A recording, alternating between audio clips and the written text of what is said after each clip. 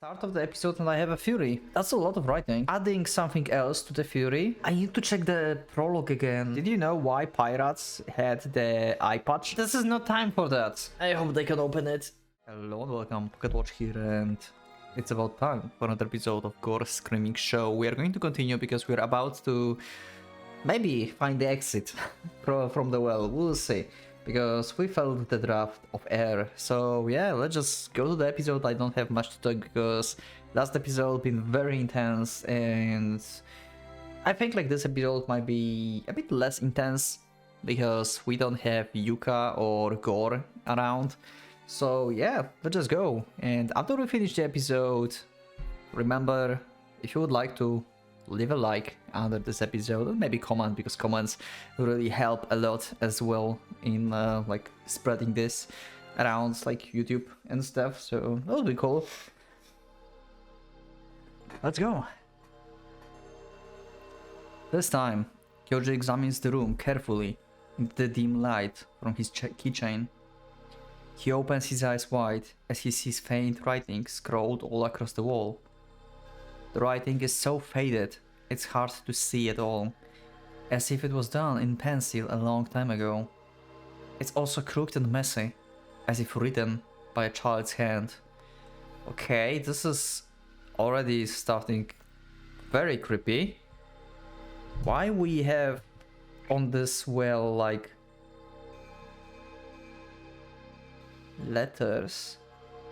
Okay, start of the episode and I have a Fury about Yuka. So I said before that I think like Yuka might be a ghost or something, right? Because she don't feel like she's normal. She don't feel like a human at all.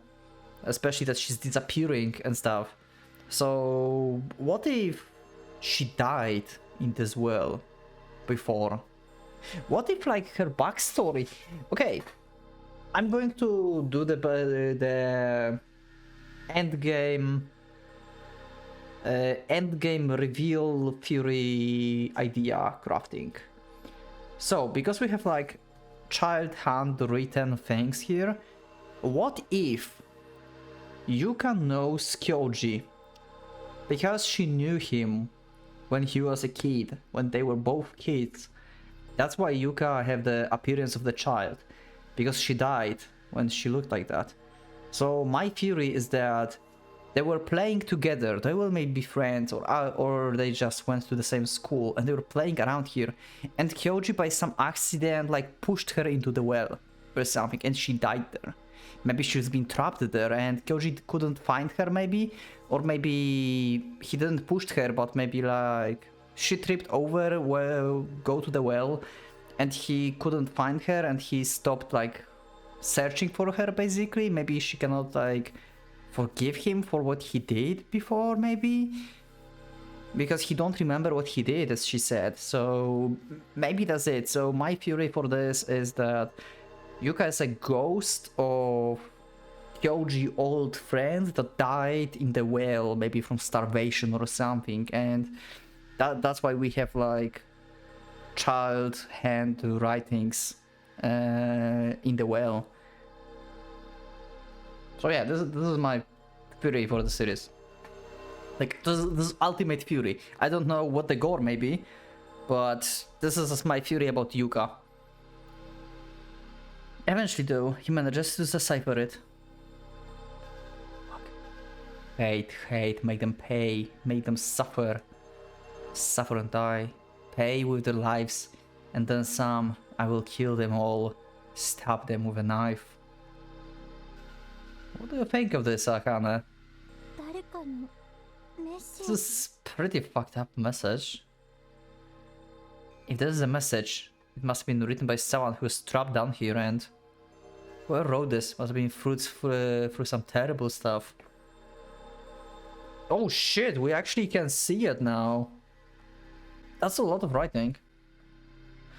Kyoji carefully swept his hand across the wall, across the wall. That bit of writing they just read isn't the only one. In fact, nearly every inch of the wall is covered in scribbles. It is. He swallows nervously.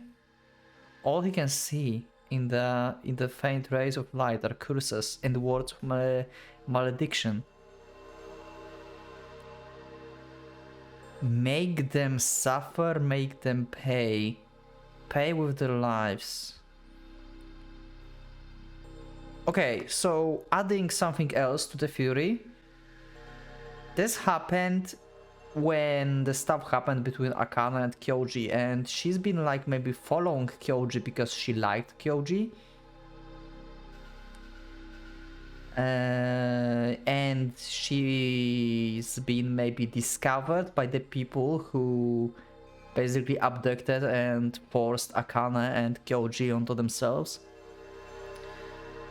And maybe they are the ones who actually put Yuka in this well. And that's why we have like pay with their lives because and stuff. Maybe she's like, she wants to avenge basically Kyoji, what happens to Kyoji because she cared for him. Maybe something like that.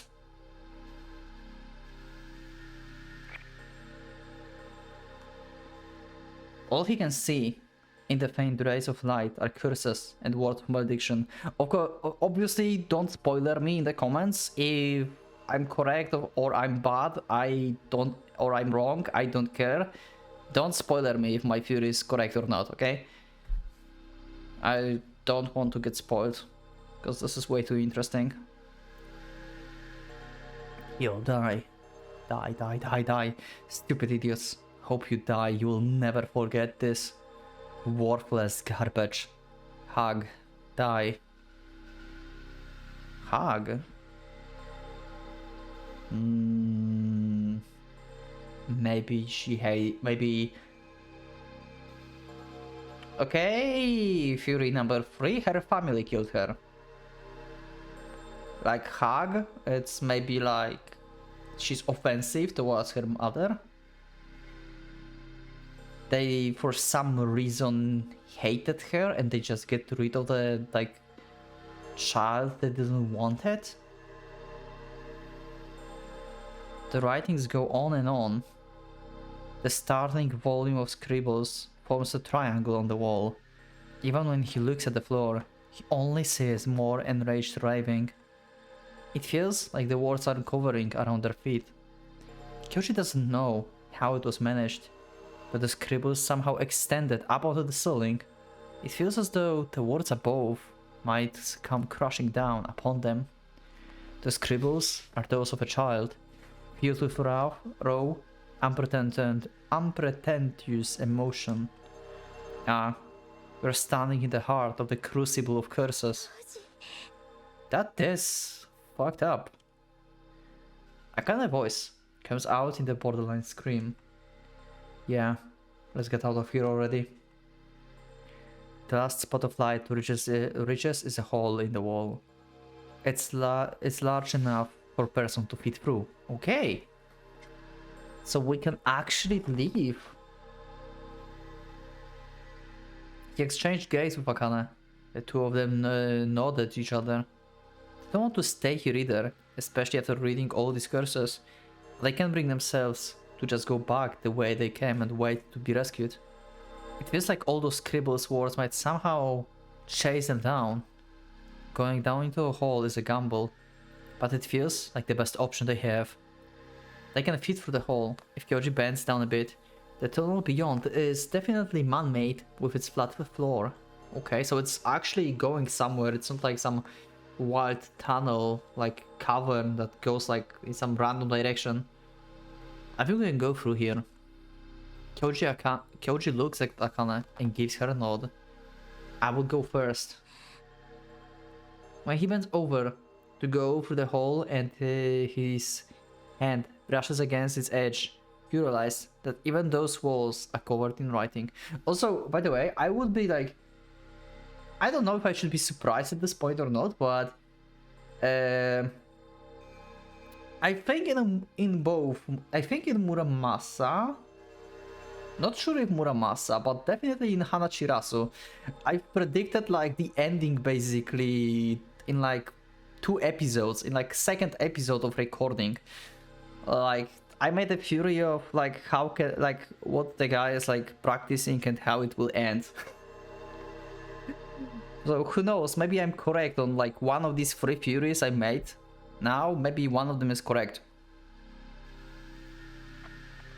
I think just like Umineko is just like moving my brain into like different weird places around. And I'm recording this actually after I recorded 2 episodes of Umineko. So yeah, I'm on like thinking mode now.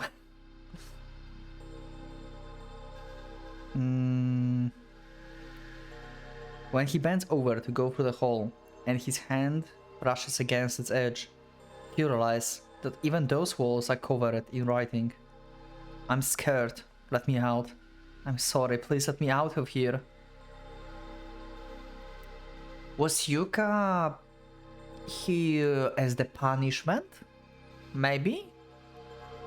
They hide her here as the punishment? They maybe let her go down, then leave for like a day or something as the punishment for like bad behavior? This is like, what the fuck? What if the woman from the beginning... I need to check the prologue again.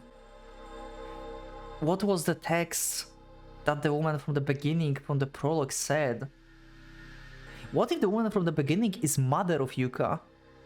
As Yuka's mother? I wonder if that's possible.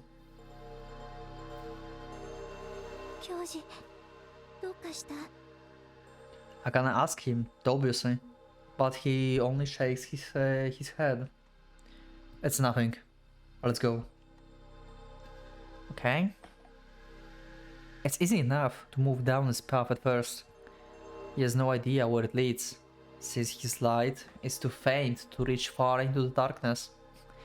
But the breeze of fresh smell air making it clear that the path eventually leads outside. Yep, that's what we are accounting for. It still can be just like little gap that goes nowhere. But I guess if you scream through this gap, then maybe someone can hear this better than from the well. Like outside, actually. It depends where it goes. The exposed earth is rough and lined with rock. This passage feels more like a cave than anything else, but it's clear that someone intentionally carved this path. There are signs of human hands and tools at work here. The ground is level, and the walls are mostly vertical. The rock has been obviously chiseled. If they keep following this tunnel, they might make it outside. Koji clings to this hope. The only frightening thing is that here and there, parts of the tunnel ceiling have caved in. I don't know why. I mean, the guess I know why, because like scary cave with like a lot of fucked up things happened in one of like other visual novels I played. Maybe not visual novel, maybe, yeah, let's call it visual novel, I guess. Why not? The scary cave path with ominous like music and like fucked up thing going on inside kinda reminds me of Euphoria. I don't know, maybe it's just me. Let me know in the comments if you somehow managed to make this connection. Maybe you're connecting it to something else. You can share it with me. What's this path is like for you? So I have like Sayanota and Euphoria in one game. Great.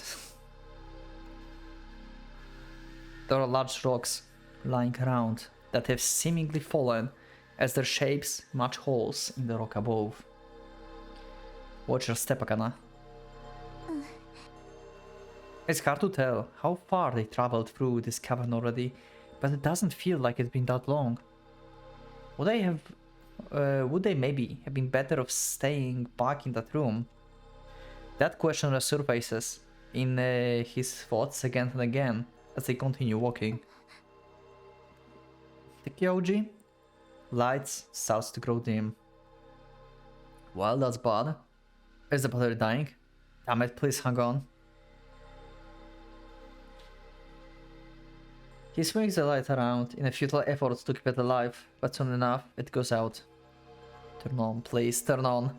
By the way, if they would not use the light here and just like... I mean, they can just now wait for a bit to get accustomed to the darkness, because there must... Unless this is like total pitch dark that there's like no light at all, then yeah, it will not work. But in general, your eyes can get accustomed pretty good in the darkness, so you can at least see something. As it's so dark that you cannot see anything like in this direction like that, then yeah, nothing can help. But in general, yeah. You know why, by the way, fun fact, did you know why pirates had the eye patch? It's not because they didn't have eyes. Some, probably. But in general, it was to fight in darkness. It's like, if you attack other ship at night, you want to see better than your enemy. So they had one eye like covered in darkness all the time. So when you go into the night ambush, basically, you just take out the eye patch and you have like better vision than your enemies, basically. So yeah, this is like pretty freaking genius if you ask me. He pressed on the belly of the monster keychain over and over, but the light doesn't turn back on. Fine, let's keep going. Kyoji squeezes Akane's hand, who responds with yes. With a yes that's so small and husky he questions if she actually said anything, or he's just imagining things. After that, he desperately focuses on nothing else but walking forward.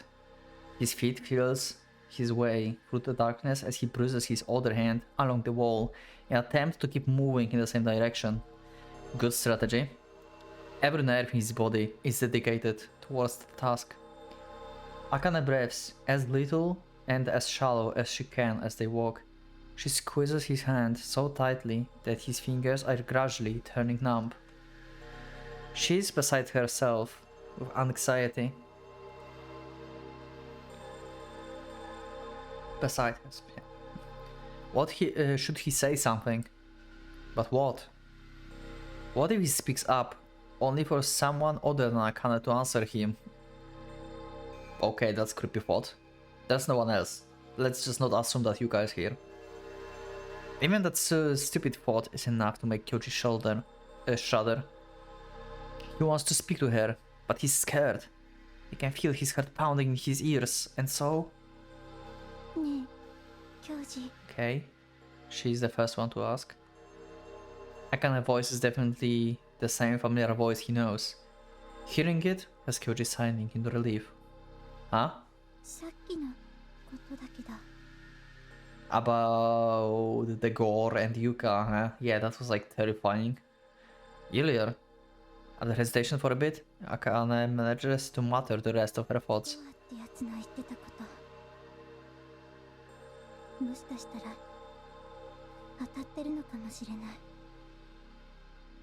What? What are you saying? Akane continues in a monotone.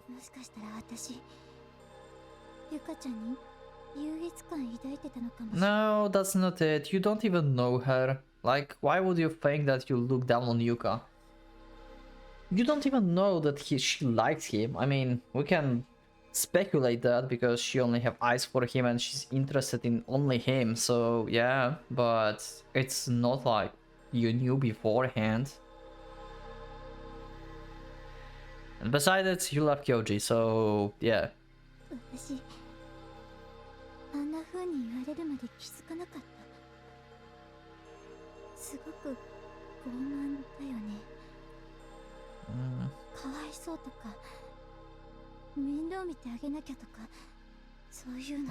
Okay, that one I can agree actually on.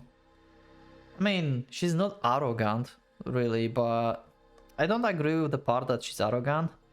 But I can agree with, I kept pitying her, talking I had to care of her. Like, yeah, Yuka seems like, from their perspective, as someone who's like living with like sick mother, basically she's sick, cannot go with like to school, have no friends, she's alone, then yeah, like obviously she moves your heart. If you think only that, like if you know only that part and you don't consider like Gore and like her like weird behavior in general. ゆかちゃんは最初から気づいてて。 Is that really what you think about yourself, Akane? Akane was silent for a short moment before replying in a low voice. 違うつもりだったけど、考えてたらもうどんどんわからなくなって。 Shh, that's fine, that's fine. We need to go outside. Idiot. Kazuyagi Akane, I know, isn't smart enough to burn brain power and stuff like that. Kyoji squeezes Akane's hand. Plus, even if that guy was right, it's not like we're doing all that out of the feeling of superiority, right? No one acts purely on a single emotion. Not me, not you, not anyone. Akane falls quiet for a bit again. But when she next picks up, her voice is calmer, and with most of it a usual strength. 教授って案外すごいじゃん。 Well, we need to keep going somehow. It took you this long to realize that? How dumb are you? Okay. After they walk a few more meters, the tunnel takes a turn. The tiniest rays of light creep inside. Okay, cool. We are close to like actually ending of this tunnel. Kyoji and Akane immediately look at each other. 入り口かも。 Hell yeah. Yeah, let's go. But rushing forward turns out to be a bad idea. The ground suddenly drops out beneath him. Oh shit, making Kyoji slip and spectacularly tumble over. Ow. He reflexively lets go of Akane's hand, but it's too late. He loses his balance and falls down, landing hard on his back. A few moments he felt another hard impact. This time from above. Akane slipped and fell on top of him. Yeah. ごめん、教授。大丈夫？ Did we fall into like some kind of like pitfall and we cannot go back up again? Or this is just like, you know, just going straight down and it's still like continue the path and then to the exit? Which one is it? I'm fine. Ow. Kyoji sits up, rubbing his back. What is this place? His palms touch level, compiled soil. Someone has walked this path before. It's a bit different from the ground they've been so far. As his eyes adjust to what little light there is, he begins to make out their surroundings. The drop isn't that big, maybe a meter at most. That's why they weren't seriously hurt. Okay. The space is about 4 meters wide and not too deep. The far end, maybe good 10 meters ahead, lies in darkness. The light is shining in from that direction, and because of that, the far side is bathed in shadows, so it's hard to make out anything.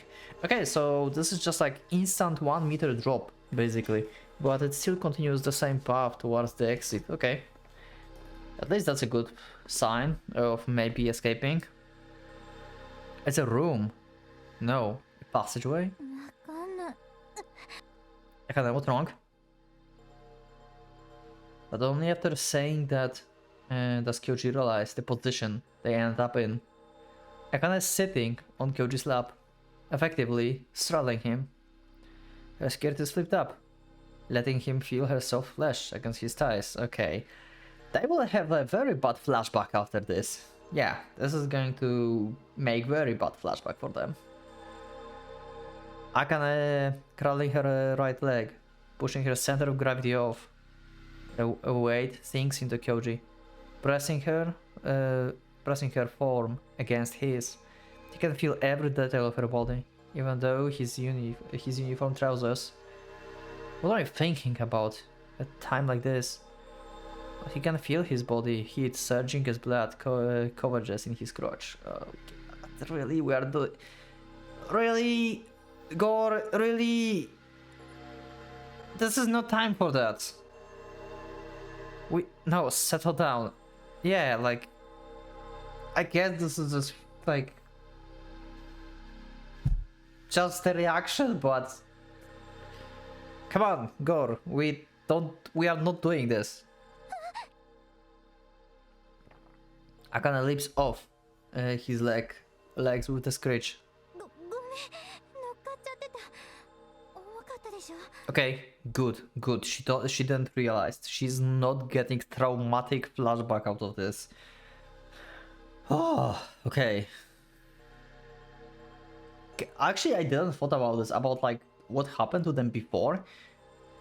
Like, without like professional help, I don't think they would be able to build like actual adult like adulthood like relationship and their family, to be honest. Like, the thing that happens to them is just way too dramatic. They would have flashbacks like on daily basis. Basically, they need professional help for stuff like that. God damn it. Maybe he's imagining it, but there was an awkward pause for a moment there. As if nothing happened, Kyoji asks Akane. No. How's your leg though? But when Kyoji reaches towards her, Akane wordlessly retreats away. Here disfigures her features. Okay, so yeah, she actually just played out as she don't know, but yeah. Kyoji pulls his arm back. Sorry. Akane hangs her head. 本当に大丈夫だから。 Okay. Silence. Fighting the awkward atmosphere, Kyoji stands up without offering Akane's hand. For now, let's head in this direction. There's probably a way out past here. Okay!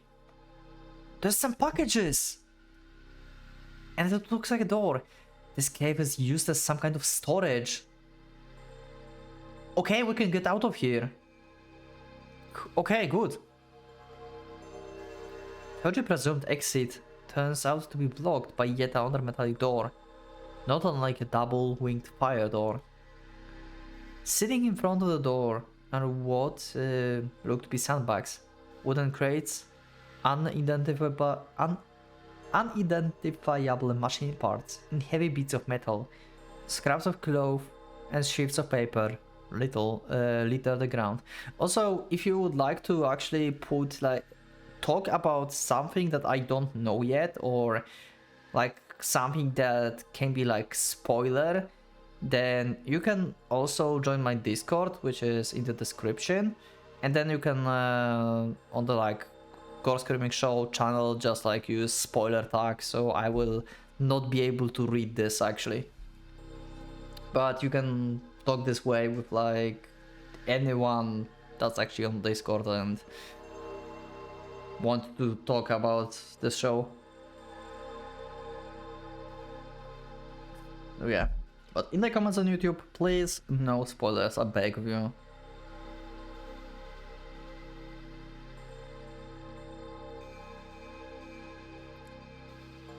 Wait. Sitting in front of the door with look like a sandbox, wooden crates, and yeah, okay. Let's get this stuff out of the way. The two of them start moving aside the objects blocking the door. Kyoji actively tries not to think about what happened a moment ago. All those objects were peeled up into a small mountain barricading the door. Moving at all is taxing work. Kyoji can't tell what this place was built for. He contemplates asking Akane for her opinion, but the memory of what just happened chokes him up, leaving him unable to speak to her. Yeah, as I said, this is just like way too fucking traumatic event from early past. They need help for this, like, definitely. It's not something you just overcome with years. In the end, he continues, working in silence. Once most of the junk is clearly away from the door, Kyoji reaches for the handle. He grabs the handle and pushes hard. He feels it move ever so slightly. Concerned, Akane asks him. Well, I'm trying. I can tell. He pushes with both arms, mastering every drop of strength he can. Then he tries pulling, but he doesn't sense any trace of movement, like he was pushing. Doesn't seem so. break this? It must have hinges, right? Akane positions herself beside him, working together with him to try pushing the door open. The door let out a dragging sound as it lightly creaks, but it doesn't move much at all. But it does move. What if you use the lever or something? Like, you have a bunch of stuff here, maybe you can find something. Like, I don't know, try to destroy the crate, use the wooden parts from the crate. Like, there's some possibilities. 1, 2. Akane and Kyoji brace their shoulders against the door, pushing with every bit of force their bodies can manage. The door opens slightly. What is this? Looking through the crack, Kyoji furrows his brow. Bar? Okay. There's an iron bar laid across the door opposite side, which prevents it from being opened. Okay, I see. However, Kyoji Akane pushing has bent the bar enough to allow the door to crack open. Okay, so someone on purpose barricaded this, basically, with the metal rod, with the bar. Okay, so someone knew that they're trying to escape. Or this is just, they're like, just left like that, basically. I mean, who could like do that? Like, obviously you can't go, right?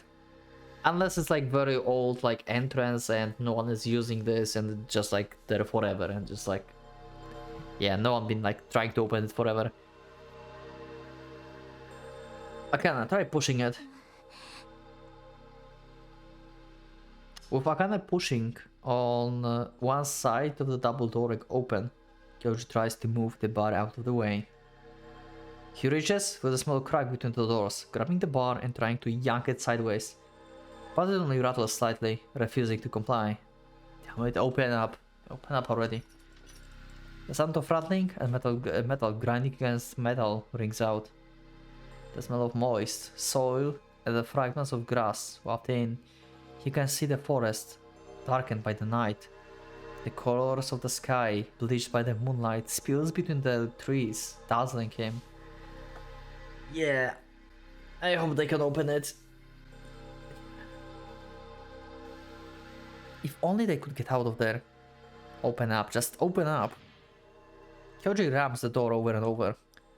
Freedom is within arm reach. He can see it right in front of him. They can only get through here. Kyoji throws himself against the door, against the gear, ignoring his building exhaustion. But isn't this like... Okay, 1 second.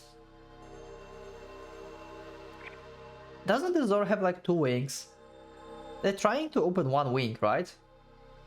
Right?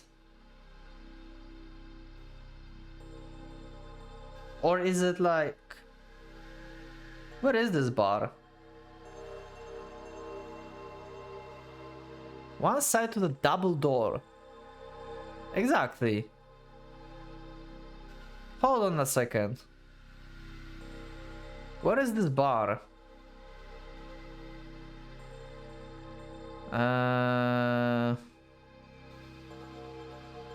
Across the door, opposite side.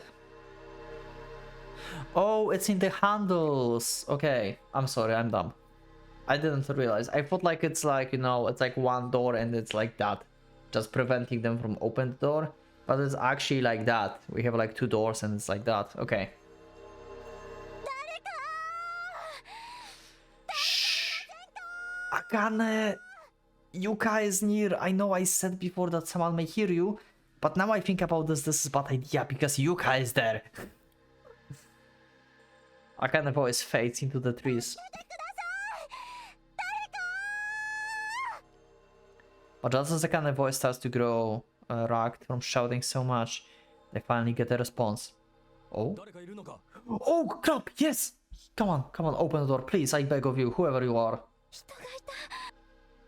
Kyoji's and Akane face lights up. The voice owner approaches the door. Kyoji manages to force slightly open. It's clear from the person's voice that he's an adult man, but because his back is to the light, Kyoji can't make out of his face. It's a guy that we saw before, probably, when we left the mansion. The realization that person's voice is familiar to him crosses Kyoji's mind for a moment, but he's not in a position to particularly care who it might be. We are trapped in here. Please open the door. Yeah. The person on the other side seems to scoff. Okay. Half an hour or so later. Okay, time skip. We actually managed to escape from Yuka and Goro. Holy crap. I didn't expect it to manage to escape.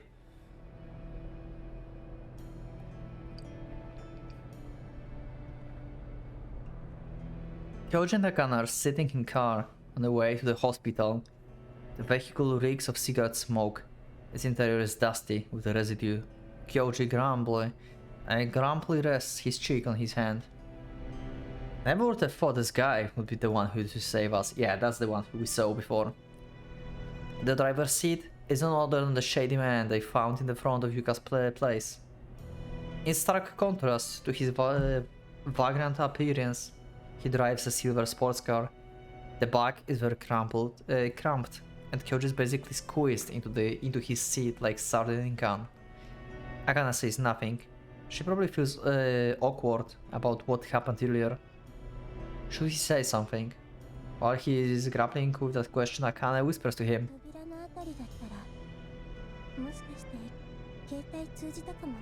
I mean, that's a possibility actually. Didn't thought about that. Maybe. That close to the open air, their phones might have had signal. They were so panicked it didn't occur to them. The man who has been quiet so far finally speaks up. Akane starts to answer, but Kyoji intervenes. Don't tell him. You shouldn't give your name to a guy as shady as him, and besides, it's only polite to give you... Yeah, pretty much. Kyoji froze as the man takes the words out of his mouth. So what if I am?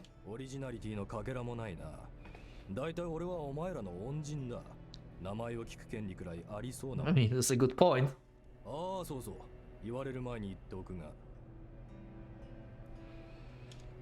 Kyoji can see them and smirk, reflected in the mirror.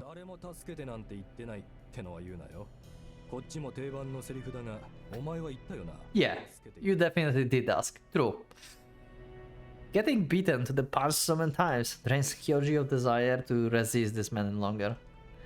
And so he answers with another frown. Fine. I'm Jinno Kyoji.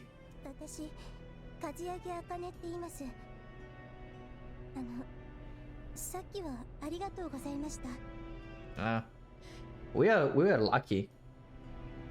Akane politely thanks the man, but the man doesn't respond.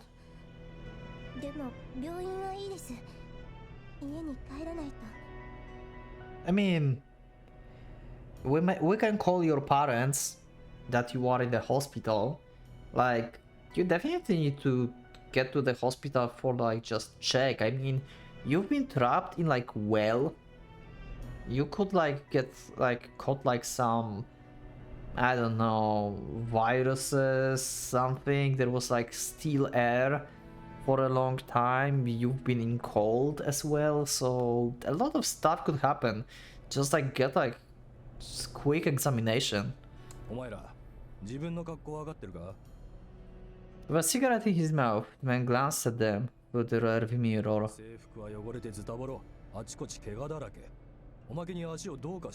Yeah, not the perfect state to come back to home. At home. Akane reflexively touches her right leg. Akane, is he right? Yeah. How did he know? Are you sure? You don't have like medical degree? You don't know what it could be? It can be like maybe just a slight heat. It might be something with your muscle, might be with bone. Who knows? I kinda nods bashfully, her voice feeble. Kyoji never noticed. She must have fainted when she fell onto the hole. She was probably pretending to be fine, even it was painful for her to stand. 何があった？まさかあんな場所でデートじゃないだろう。Yeah. We should talk to this guy about Yuka. I mean, that was like life-threatening situation. If we want him to believe us, we don't need to mention Gore, okay? We can just tell that we had we met this like little girl and the guy, and they just trapped us inside. That's all we need to tell them. Like, to him. And he's the one who actually questioned the Yuka place as well, so that's none of your business, is it? Come on, Kyoji, come on. He just saved your life and he observed basically Yuka place as well. He's obviously with you. I mean, cannot say for certain that he's with you yet. He's just gathering information, but maybe slightly better trust him?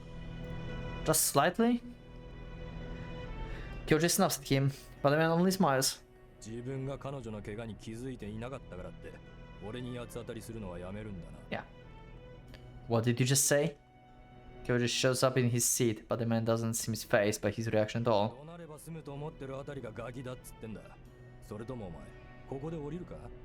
そうすれば俺は彼女だけを病院に送っていく。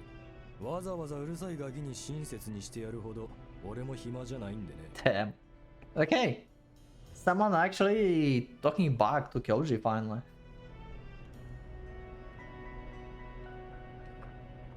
After thinking it through, Kyoji settles back down. I'm not getting out. I wouldn't leave Akane alone with a guy like you. Man cracks a thin smile. The car turns along a wide curve before finally entering the hospital parking lot. After the admission to the hospital, Akane gets examined first. While she's being seen, Kyoji calls her parents and Yamiko. Akane's parents were apparently very worried about her. They tell him that they will be there as soon as they can. Kyoji can't blame them. The clocks tell him it's past 10 in the evening. With all the disappearances lately, they must have been worried sick. Yeah, I bet. Yamiko immediately asks him which hospital he's in, only to hang up right after, saying she's on her way. Akane's examination finds that she sprained her ankle. It's pretty bad sprain too. Bad enough that by now she's become feverish. Yeah, and she's like, yeah, nothing bad happened. Like, yeah, I'm fine. That's what I mean. You needed that. The doctor says she should spend the night at the hospital to be on the safe side. So she's been tucked into bed. They weren't as angry as I thought. Yeah, you are now in pretty bad shape, so they don't want to add anything like on your head now. Still, Akane's voice sounds much firmer than before. When Akane's parents and Yamiko showed up, Kyoji and Akane told them the gist of what happened, minus the strangest parts. Yeah. They said they saw the girl they know going down the well, so they followed her. Kyoji and Akane got into trouble together a lot back when they were kids. It wasn't unusual at all for them both to come home bruised all over. As Akane's mother puts it, they're back to their old tricks. Akane's parents ultimately scold Kyoji alongside Akane, but it seems like they're in good spirits. Perhaps because they simply relieved the two of them are okay. Her parents end up going home without her. Akane will be staying at the hospital for the night, but they have to take care of the two younger brothers. Does Akane's parents know about what happened to Kyoji and Akane in the past? I wonder if Akane and Kyoji told them, because I think they don't know. Normally, kids will not say something like that to the parents because they feel ashamed and everything, right? So they just hide it their whole life, basically. That Yamiko as well, she don't know what happened because she questioned Kyoji when they were before, so I assume that Akane parents don't know as well. Ah, this is so fucked up. Her parents end up going home without her. Akane is staying in the hospital for the night, but they have to take care of the two younger brothers. That leaves Yamiko, Akane, and Kyoji alone in the room. 説教くらい当たり前。まったく危ないことばっかりするんだから。I cannot believe that they went into that well as well. And I cannot believe it's already 45 minutes of the episode, and that's why I'm going to save and see you in the next one. We're going to have this discussion with Yamiko in the next episode. We'll see what Akane and Kyoji will ultimately tell her. Maybe you will get identity of the shady guy. Maybe he actually works with her and he's like investigating weird things. Maybe he's also journalist from like this like occult magazine stuff. Anyway, thank you for being with me for this episode. And I will see you in the next one. So leave up a like, subscribe, become a member if you would like to support me. And I will see you all in the next episode of Gore Screaming Show. So for now, Pocket Watch is going out.